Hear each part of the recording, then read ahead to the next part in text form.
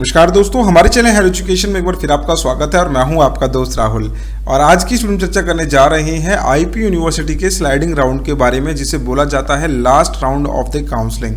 और ये बहुत ही इंपॉर्टेंट है आप लोगों के लिए जानना कि last round of the counselling आप लोगों के लिए अच्छा भी हो सकता है, बुरा भी हो सकता है। दोनों ही कॉज एंड प्रॉन्स मैं आपको इस वीडियो में बताने वाला हूँ।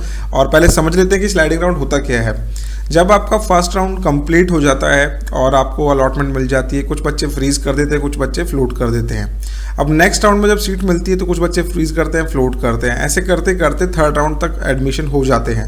अब थर्ड राउंड तक जिस बच्चे ने अपने सीट से सेटिस्फाई नहीं हुआ है वो बच्चा, अब उसके पास और आगे क्या ऑप्शन बचता है? उसके लिए एक ऑप्शन आता है स्लाइडिंग राउंड का। और जिन बच्चों को कोई भी कॉलेज ही अलॉट नहीं हुआ थर्ड राउंड तक, उनके लिए स्लाइडिंग राउंड नहीं होता। पहली बात तो ये चीज़ आपको समझना है। सिर्फ और सिर्फ थर्ड राउंड आपके लिए एक इम्पॉर्टेंट राउंड है। इसके अलावा स्लाइडिंग राउंड अच्छा भी हो सकता है, बुरा भी हो सकता है, नहीं तो न्यूट्रल भी हो सकता है। That depends upon the availability of the seat. तो पहले मैं आपको समझा देता हूँ होता क्या है। Last round of allotment of seat for online counselling. Online counselling आपकी चली रही है। थर्ड राउंड का रिजल्ट आ जाएगा आपका 9 तारीख को।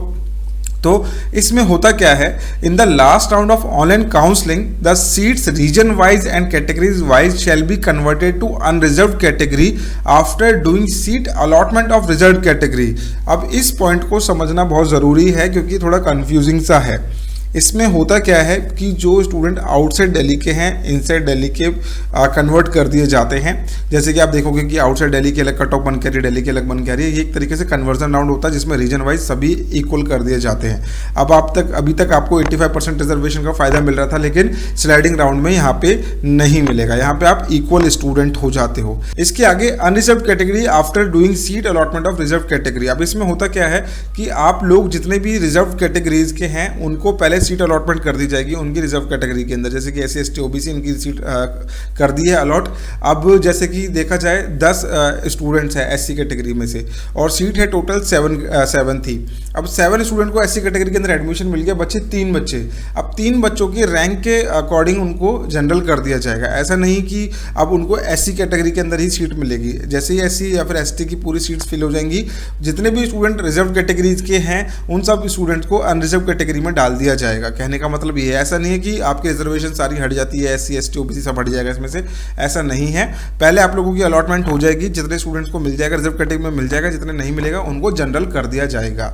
Only the candidate allocated seats who have paid the 40,000 have not frozen their allotment and have not withdrawn as per the procedure notified shall be eligible for the sliding round। तो इसमें होता क्या है कि अगर आपने 40,000 पे कर रखे हैं और आपने अपनी थर्ड राउंड के अंदर भी अपनी सीट जो है फ्रीज नहीं करी है, then you will be eligible for sliding round. Else आप अपनी सीट को फ्रीज करके सीधा रिपोर्टिंग के लिए जा सकते हैं।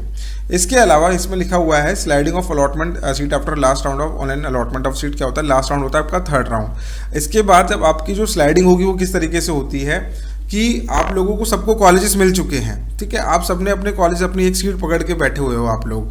लेकिन होता क्या है कि आप चाहते हो कि मेरे को 5th नंबर का कॉलेज मिला, मेरे को क्या पता 4th नंबर की सीट मिल जाए, लेकिन वो सीट उस बच्चे को हटाया नहीं जाएगा वहाँ पे आपको एडमिशन देने के लिए। अगर वो 4th नंबर के बच्चे ने भी अपनी चॉइस जो है 3rd नंबर के कॉलेज में डाली है, तो जैसे ही बच्चा 4th नंबर का 3rd राउंड में पहुँच जाएगा तो 5th नंबर वाले बच्चे को 4th नंबर की सीट दे दी जाएगी। तो ये इंटरनल एक तरीके से बोल सकते हैं स्लाइडिंग ऑफ द कॉलेजेस होती है, स्लाइडिंग ऑफ दी ब्रांचेस होती है। CS से कोई बच्चा IT करना चाहता है, इस तरीके से उनकी स्लाइडिंग कर दी जाती है। स्लाइडिंग का मतलब ये नहीं कि कुछ नई सीटें आ गई है उसमें आपका एडमिशन हो रहा है। इट्स नॉट लाइक दिस कि आपका थर्ड राउंड जो हो रहा था वो आपकी अभी तक वैकेंट सीट्स भरी जा रही थी, और जो स्लाइडिंग राउंड हो रहा है उसके अंदर ऑलरेडी ऑक्यूपाइड सीट्स को बस स्लाइड करा जा रहा है। जिन बच्चों को कॉलेजेस मिल गए हैं उनको इंटरनली बस शिफ्ट करा जा रहा है इधर से उधर।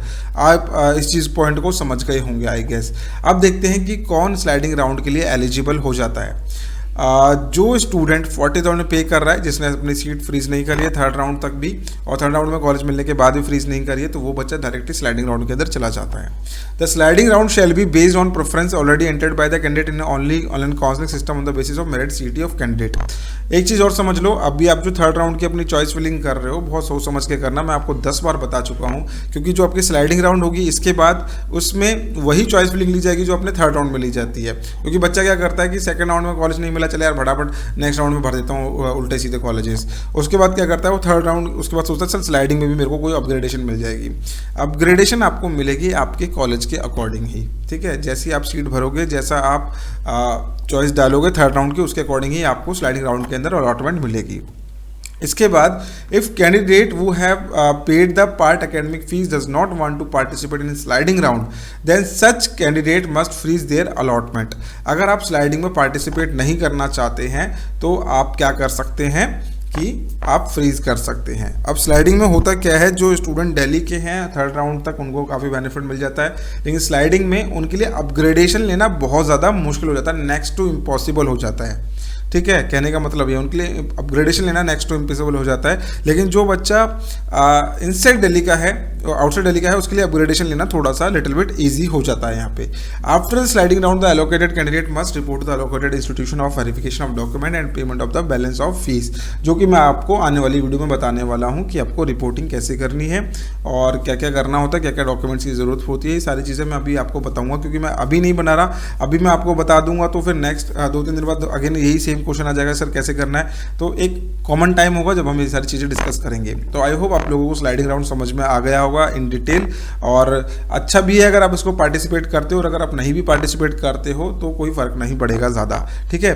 तो मिलते हैं नेक्स्ट वीडियो में। अगर आपको वीडियो अच्छी लगी हो तो लाइक जरूर करना, और मिलते हैं नेक्स्ट वीडियो में इसी तरीके के एजुकेशनल कंटेंट के साथ। Thank you so much.